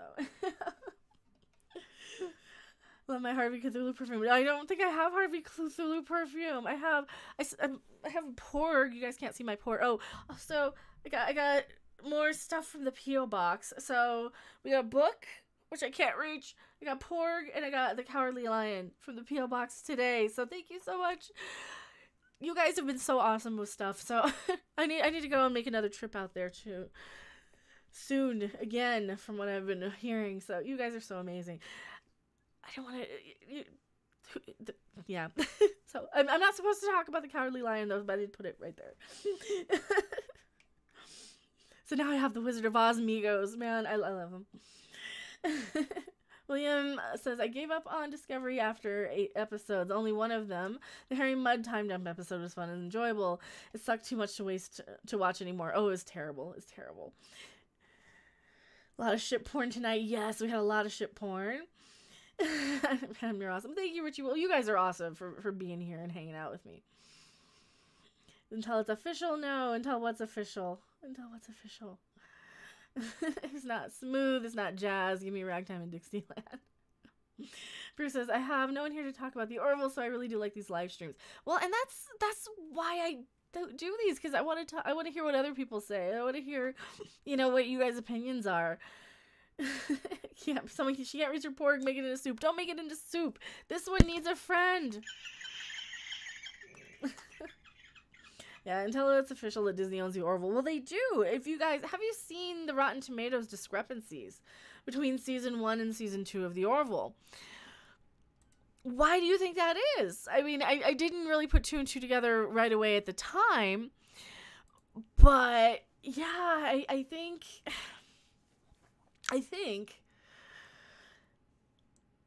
that they're just giving these positive reviews for the Orville because now all of a sudden they want to kiss up to Disney, because Disney now owns Fox, and Fox is no longer the whipping boy. So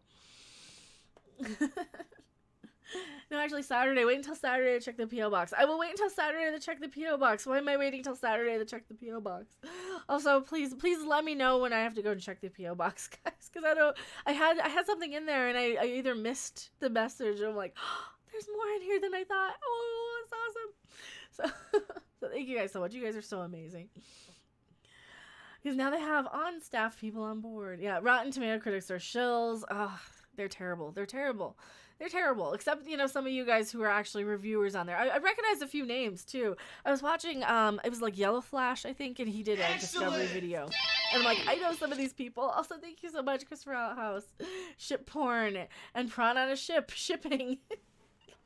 Yes, we're shipping the porn on the ship with the ship's porn. And then the porn, and the ship porn. I messed that up. Better have cops check your P.O. box. Why? No, don't send me anything explosive. But really starting to hate PC YouTube. Fuck politically correct. I'm sorry. I don't want to be politically correct. I want to be funny. I would rather be funny and offend people than seriously, I'd rather be funny and offend people than politically correct and stutter like a fucking moron. I just said it. Because back when I was a gaming channel, I used to really have to watch my language because I had a lot of younger people watching who were like 8 and 10, and they would say, oh my god, you swore. What the crap did I say? I said crap. And it'd be so dumb. And then I'm like, you know what? I'm just gonna be me. I'm just gonna say what I want. I'm gonna do full-on Star Trek videos. I'm gonna do full-on Star Wars videos. I'm gonna talk about the things I care about. And stop gaming, because a lot of the time I was ranting while gaming.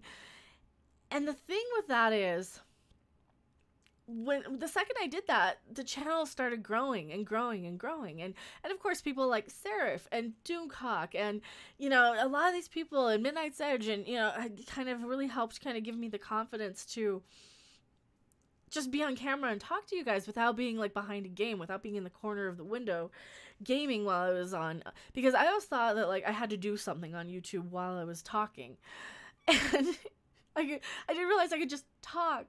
Yeah, darn it, YouTube, get your act together. I'm so sorry. Just watch my potty mouth.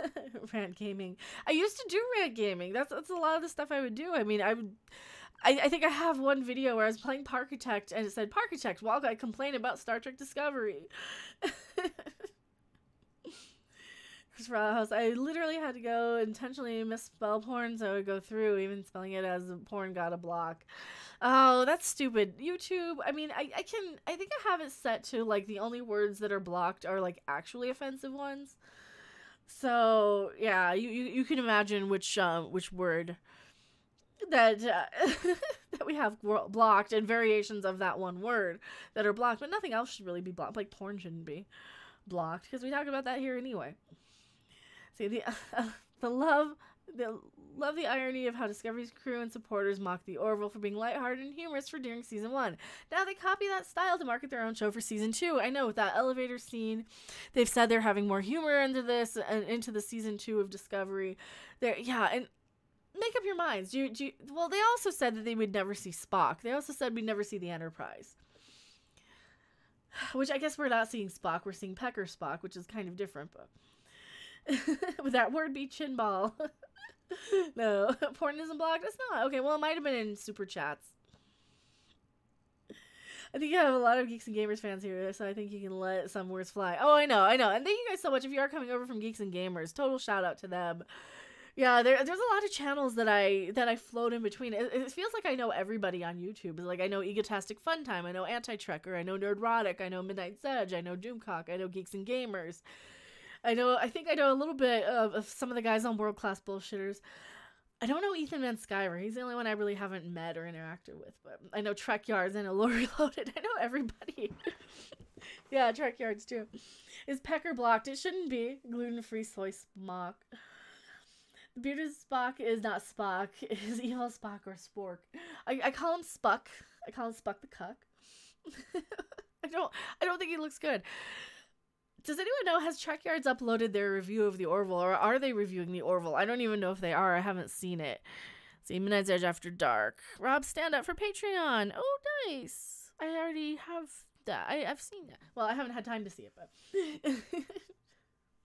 Do you know Captain Shack of XP Gamers? I don't know a lot of gaming channels. I know a few gaming channels, but like a lot of smaller ones, like Reckless Gaming stuff, and there's a few of them. Pogo's Place, and yeah, like I know a few like under 5,000 subscriber channels for gaming, but none of the really famous gaming channels.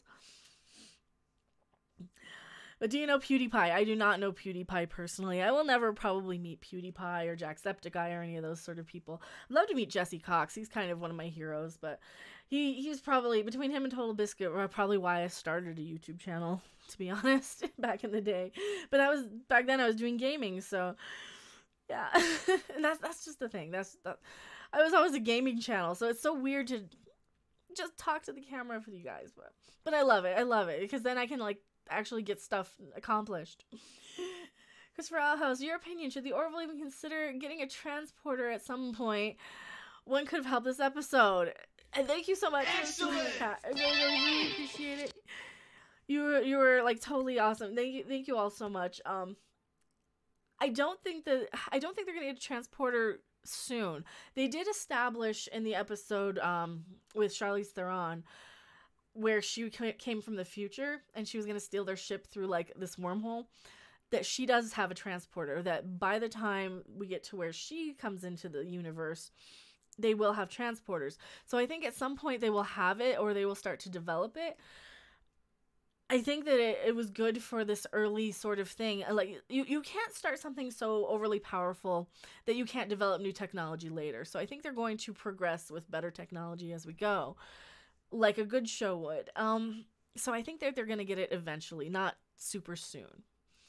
But yeah, the ones with the super advanced aliens at the zoo have them. Yeah, they do. They do. Ever hear of TDM? No. I mean, maybe.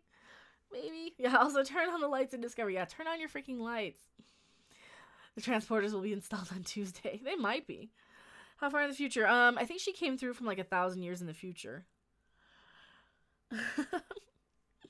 Not having one makes for better drama. Yeah, it does. And it also gives you the opportunity, because these people actually know how to develop stories and characters, it gives you the opportunity to bring one in later on if you need to. You can write that as a plot, to develop into the story. You can have something where the ship almost gets destroyed in a season finale, like let's say season 2 or 3 or something. The end of the season, the ship almost gets destroyed. They have to go back to space dock for a little while. They get some upgrades, including transporters, something like that. So they'll have something.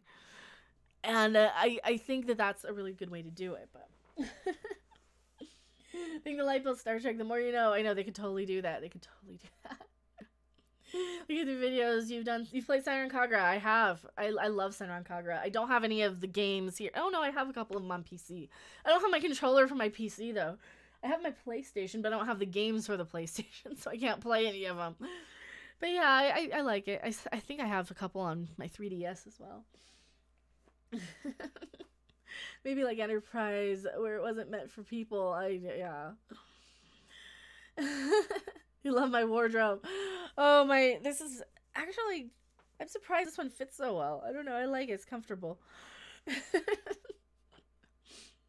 Yes, but the technology exists and Isaac probably knows how to develop it. That's true. Isaac probably knows how to develop it. I don't think he's allowed to like really overly help.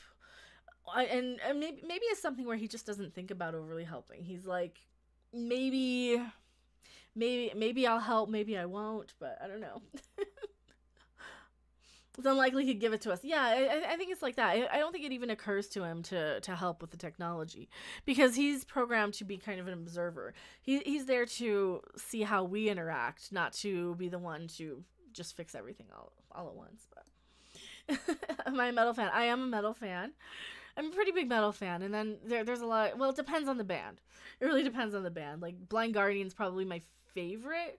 One of my favorites. I've been really getting into Ghost too. They're not so much metal anymore, as they're very much they fill that kind of void that 45 Grave and Typo Negative left. But yeah. Heavier death metal. I'm a power metal fan. I'm a German power metal fan. I love stuff like Blind Guardian, Halloween. Yeah, that's where my passions are, for sure. Kelly said so tonight. What did Kelly say tonight? Now I gotta scroll back. Richie Poole said something. Oh yeah, the technology exists about Isaac. Is there a Romulan analog in Orville? Not yet. Well, maybe the Krill. The Krill might be kind of Romulan analogs. Are Ed and Kelly talking to each other again? My seeing the next episode won't be available tomorrow. Yeah, they still talk to each other. I think Ed kind of got over himself on the last episode where he told the new guy how to win her over. Just Googled Blind Guardian. Never heard of it, but I love power metal, so I'll check it out. Oh, Blind Guardian are amazing. Just check out the song Valhalla and then kind of build from there. They do a whole album that's basically Lord of the Rings. It's called Nightfall in Middle-earth. Yeah, they have some Hey Nani Nani sounding stuff here and there, but they're amazing. Absolutely love them. Stone Cold Jeremy. Oh, we got one of the Jeremys here. Awesome. Welcome. Have you ever played Brutal Legend? I haven't played Brutal Legend. I have it in my Steam library. I have not played most of the things in my Steam library. See, I'd say the Krill are more like the Klingons when they're the bad guys. Yeah, kinda. Yeah, they look similar to Klingons. But they're also kind of religious zealots, so I don't know. They're such a good new sort of alien. Do you like Megadeth? It depends on the Megadeth song. I mean, stuff off of like Rust in Peace I have a real soft spot for, because really into metal when that album came out. So do I like 80s hair metal at all? It depends on the 80s hair metal. The first Motley Crue album I really, really love some of. And then they kind of go downhill from there. And sometimes Guns N' Roses are good. Sometimes Def Leppard was good. It just depends. I'm only half blinded, so I only half like Blind Guardian. Dude, they're amazing. If you like Halloween's Keeper of the Seven Keys album, Blind Guardian's up there. Hammerfall are really good. Do you like Ice Breacher or Mastodon? No, I wasn't the hugest Mastodon fan. The other one I don't think I've heard anything of. But Mastodon are kind of, I don't know. There's just something I'm not a big fan of their sound. I can see why they have their fan base, but I don't know. There's something about their sound. Midnight Special by CCR. Well, CCR was good because they played Woodstock, and I'm like, I'm such a you guys are gonna get me on music, and I will be talking music all night. I really wish I could have like a music podcast. Get me on like Woodstock, and I will name every band in order probably. And last super chat for the night. Thank you so much. I do feel we've had enough Bortus-centered episodes, though. I need to get back exploring the rest of them. Yes, absolutely. We probably shouldn't have had 2 Bortus episodes next to each other. Also, thank you so much. Again, for $5. Amazing. You guys are so awesome. Amazing. Everyone here. But thank you so much for the super chat. And Gerald Steedley, thank you for being a brand new subscriber. If you guys do subscribe while we're live, you get a nice pop-up. Music. You want music? This isn't in tune. It's not even in tune. And all my electrics are in storage. I forbid you for liking bands before you were born. Oh no, that's all of them. That's all of the good ones. I don't think I'm in tune. I'm not in tune. No. It's not in tune. Oh my god, it's terrible. No. I gotta tune it next time. Next stream I'll have to. I gotta tune it first. It's because I bonked the tuning screws just a little bit. Would you listen to Pink Floyd's The Wall? Amazing. That's actually as old as me. Smell on the water.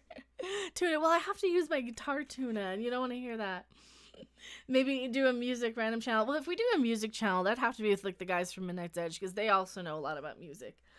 I think that would be fun.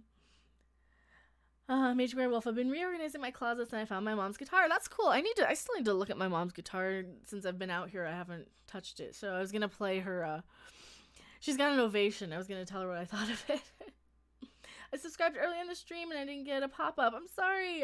Maybe if your subscriptions are set to private, they don't, it's only if they're set to public that they pop up. So sorry if they don't. Or it might have popped up during another thing, or I didn't see it. Have I played Kingdom Hearts? I have not. I'm not a Disney person. I'm like the anti-Disney, so I've not played Kingdom Hearts. I think YouTube is being dumb today. It is. It is being dumb. Worf got a lot of episodes in TNG. Yeah, I think that this Bortus episode got pushed back, and they probably should have pushed it back another week. Maybe just so we wouldn't have Bortus and then Bortus. But I think there was enough of the other people in the episode last week, or on Sunday, that it was kind of an everybody episode. Drew L, I mainly play Star Trek Online nowadays. Star Trek Online I've never touched. I don't know. Some more Pixar or DreamWorks then. No, I don't really like animation. I liked... Well, the only animated movies I've really liked have been the Sony ones. So they've been like the Cloudy with a Chance of Meatballs movies and the Hotel Transylvania ones. I don't like animated movies, though, for the most part. Like, the DreamWorks ones have been kind of terrible. Well, they did the new Netflix She-Ra, and then, what did DreamWorks do that I really loved? I think they did Skull Monkeys, but that was a video game. And Pixar, no, I can't do Pixar. I've never seen Frozen. I'm not gonna see Frozen. That looks like dog shit. It looks so girly, and it looks like if you're an 8-year-old girl, that's amazing. No, I'm not gonna see Frozen. That looks stupid. Have you seen In the Spider-Verse? No, that also looked kind of stupid. I didn't want to watch it. It's so cartoony. I don't want to sit there and listen to some whiny kid in a cartoon for 2 hours. Frozen is Frozen. Yeah, I mean, Frozen's probably fine if I want to see a cartoon little girl singing crappy songs at me for 2 hours, which I don't. I don't want to see, like, pop stars singing crappy songs at me. Frozen's total SJW. See, I'm glad I skipped it. You never watched Archer? I never watched Archer. No, I didn't see it. The only animated shows I've watched recently are South Park and God, there's got to be something else. South Park is the one I can think of. But have you incorporated pooping sounds into your music? No, but I have a soundboard. The almighty Bongolio, Bongolio, the almighty Bongolio, Bongolio. Family Guy. I haven't seen Family Guy in a while. I haven't seen it. Family Guy was awesome. Or Spider-Verse was awesome. I don't know if I'd want to watch it. I mean, I've already seen Spider-Man. I don't want to see it animated with jerky stop motion weird fuzzy backgrounds. I mean, I don't know if I want to see it again, nor do I want to see Peter Parker kind of getting disgraced like Luke. It just didn't look good. It doesn't look good. I need TV for my bunghole. I need TV for my bunghole. You must bow down to the almighty bunghole. I've got a few of them on there. I do have a few of them. I need better ones. I have some good ones, but you have made me very angry indeed. Do I have fire? I think I do. I think I might. Do I? Oh yeah. Fire! Fire! Fire! Fire! Fire! Fire! We'd like some money. Thank you so much, Riot Shield, for being a brand new subscriber. I really appreciate it. You know, Invader Zim, not personally. I watched it when it first aired, though. I watched Invader Zim back in, like, 2000. And I have the 3 DVD set, but I've only probably opened one of them. But I did watch Invader Zim. I wish I hadn't sold. I had the Zim and the Gur. They were like the original plushies. They were about this big, and you had Zim, and then you had Gur in his robot suit, and then Gur in his like dog suit costume disguise thing. I wish I still had those. He was disgraced. He had a very interesting arc. So did Miles. Oh, he wasn't disgraced, but I don't want to watch a cartoon of Spider-Man. I don't care about I know what Spider-Man is. I'm not going to sit there. No, I'm not going to pay money and watch a cartoon of Spider-Man. I mean, I guess if people like would send it to me, I'd have to, but no. Did you ever seen Drawn Together? Drawn Together was kind of, I think by the time Drawn Together came out, I was a little over a lot of that toilet humor. And I mean, it wasn't even so much toilet humor. It was a lot of that gross out humor, a lot of the shock humor. So by the time Drawn Together came out, I was kind of, no, that one I never really got into. So, Valhalla was awesome. Thanks for the recommendation. You're gonna get all their stuff now. You can find it all on YouTube. Dude, I don't have my wallet. If I had my wallet, I have the Blind Guardian guitar pick that I got at the concert. So I have a really good Blind Guardian concert story. They played in Wacken Open Air Festival in front of 1 million people in Germany. They come to Milwaukee and they're playing in front of a club of 150 people. And that was kind of amazing to have that amazing of a show in such a tiny place with, you know, these 150 diehard Black Guardian fans knowing every single word to every single song. It was kind of awesome. So you should check out Amon Amarth. I think I've heard them a little bit. I do. Gareth Morgan and Beavis and Butthead makes everything better. They should be sanitation workers on the Orville. They might fit in. They should be. They should bring that. They could too. Well, they could bring in somebody similar too. If you could bring like Mike Judge on. But thank you for being here, Sarah. Have a good night. More sound effects. Well, we'll just do one more. We're probably going to wrap up the stream here pretty soon. Hello, Anonymous. Yes, welcome. Oh, what other sound effects do I have? I didn't do it. I didn't do it. That one. It was like some foreigner. Yeah. Star Trek animated with Michael Burnham. No Star Trek animated with Michael Burnham. We don't need any more. No more Michael Burnham. Just no more Michael Burnham. That's just dumb as hell. Nancy Mathis, you're off to sleep. Well, thank you for being here. Are you threatening me? Do I have that? I probably. Oh my god, I don't have that one. Well, I got this one. Trick or treat, son of a bitch! I got that one. Why does everyone want to see my unit? I've got a lot of good ones on here. Oh, I like this one. We came to see naked girls. Yeah. That's gonna be one of the things I do tonight. I'm gonna add more stuff to my soundboard. Sounds pretty cool. Rammstein did that here. They played for a small audience in Cape Town. And they go to America or wherever and play for a huge audience. Oh, that's cool. Cape Town, South Africa? Nice. I need to see Rammstein. I really want to see them. They're one of the bands I want to see. Like, they're definitely on my list. I like a lot of different music, though. I like bands that have cult followings. Where you can get the sound bites. Well, some of them I made. Some of them I found on, like, soundboard.com. I think it's soundboard.com. But, like, this one was mine. Get a haircut, hippie. I think I'm gonna add this. I think I'm gonna add some of these in with like.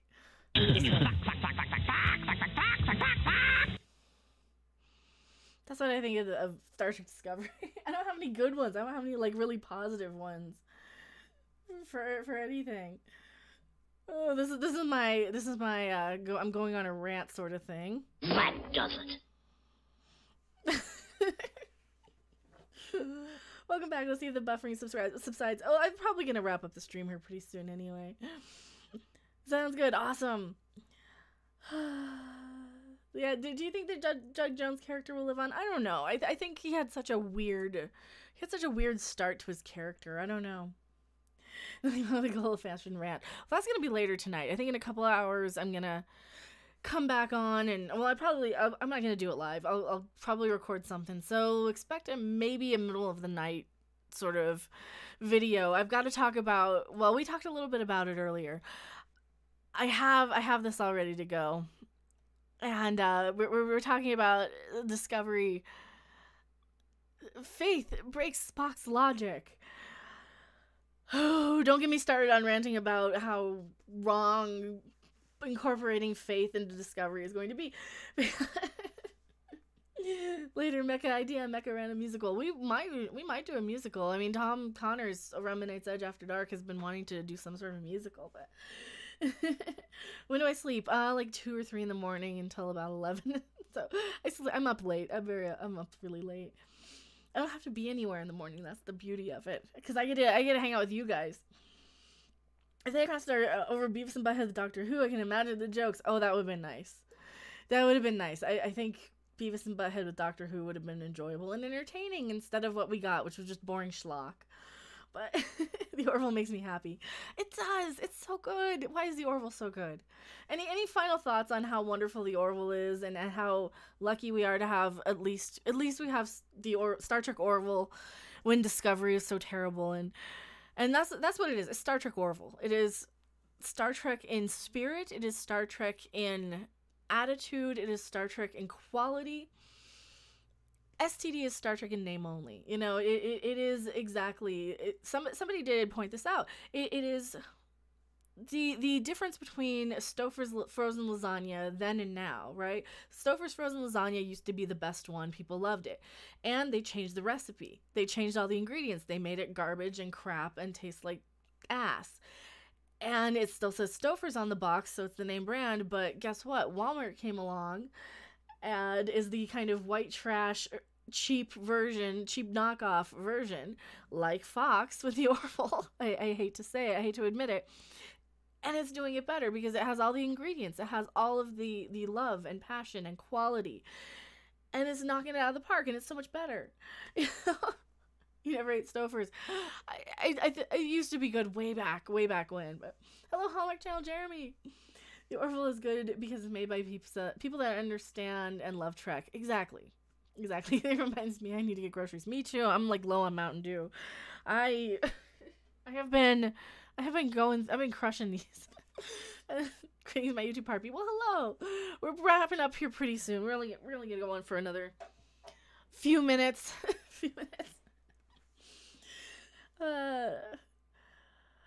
The Orville last sexually transmitted diseases. I hope so. Oh God, I hope so. I hope we get rid of Discovery soon. It just needs to go. It's not good Star Trek. It's not good television. It's not entertaining. And I feel really bad because some of the actors are good on there. Some of them are terrible. But if I missed your message, have a good night, Mecca. Well, thank you so much. And I am going to be wrapping up pretty soon here. I do need to get this other video made probably tonight. I need to probably start working on the short trek. I don't I don't think it'll be up before maybe the weekend for the short trek. I don't know. Maybe it'll be up tomorrow. We'll see how busy I get tomorrow. We're probably going to do some sort of stream with Midnight's Edge After Dark again tomorrow. Thank you guys so much for hanging out. It has been so much fun. Also, we have, hopefully it'll work. Let me see if I can get to work. Do the credits work? Do the credits work? Did I, yay, my credits work. Also, yeah, thumbs up the video if you guys did enjoy it. And subscribe if you are brand new to the channel. Thank you so much. And thanks for supporting the stream with the super chats. Andre Cannon, thank you so much. Christopher Alhaus, Jared White, you guys have been so... Thank you so much. You guys, you know, from the bottom of my heart, you mean the world to me. And you just mean everything. And I love all of you so much. So thank you, Mike Carlson, Austin Griffith, Greetings, Angela my Lee, excellent friend. Scramble Possum, Paul Short, Coolage, and Gerard Steady. I'm gonna run the credits again because I missed half of those. But thank you guys so much. I'm a new subscriber. Very glad I found your channel. Well, thank you so much. And I'm brutal. I will warn you guys. I am brutal on Discovery. I rant. I am not politically correct. I can be a crazy person. So sometimes on the videos where you see me just completely railing on something, that's why I like to do these streams, so you guys know I'm not just a crazy person. Akatsu Leader 13. Well, thank you so much for being a brand new subscriber. So again, where did I stop last time? Angela Lee, Scramble Possum, Paul Short, Gerald Steedley, Riot Shield, Jakula J. Well, thank you so much. I'm bad at reading names off of here, but thank you so much. You guys are awesome. I try not to do streams more than 2 hours. Also, I'll tune up my guitar next time. Maybe we'll stream again this weekend. Thank you so much for watching, and I will see you guys on the next video or live stream. Bye!